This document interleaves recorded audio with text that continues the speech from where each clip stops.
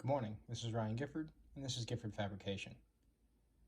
Today I'm going to be talking about how I dealt with having a compact bandsaw in an even smaller shop. This is my Rikon 10-3061 10-inch bandsaw, and as you can see, it's in there pretty snug. This is a small shop, but I don't have a lot of room, so my solution was to build a slide-out tray. I didn't have room for a full-size bandsaw, standing bandsaw, and this little 10-inch saw really does a great job.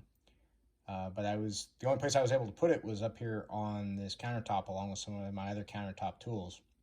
So what I did was I built a slide out tray for it and basically welded it all together, put some heavy duty drawer slides on there, and it slides in and out, locks in place.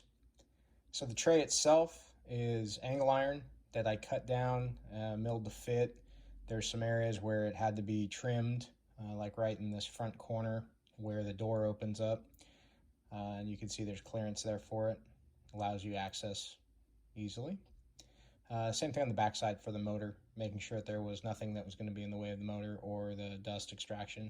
I don't actually use that dust port anymore, but once the tray was built, I built the angle iron connections to anchor the drawer slides onto the bench, ran those through, and secured the whole thing together. Each of these drawer slides is rated at, I think it's 100 pounds. I'll try to find the link for them and put them in the description.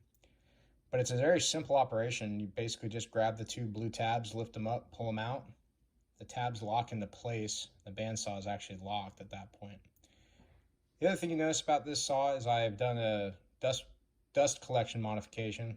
That's off of a shop vac, and basically ran a hole through it, cut a slit in it so it fits directly underneath the saw blade.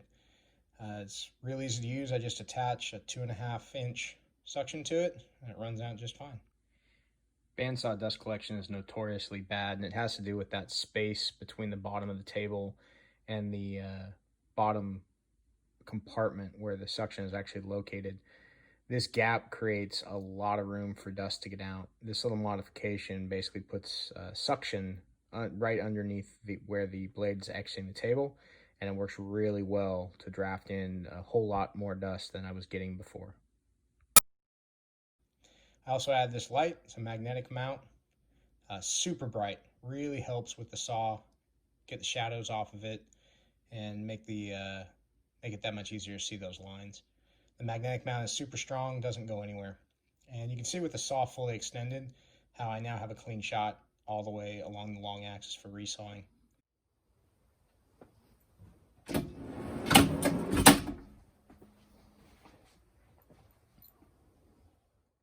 Well, that's about it. If you have any questions or comments, please let me know.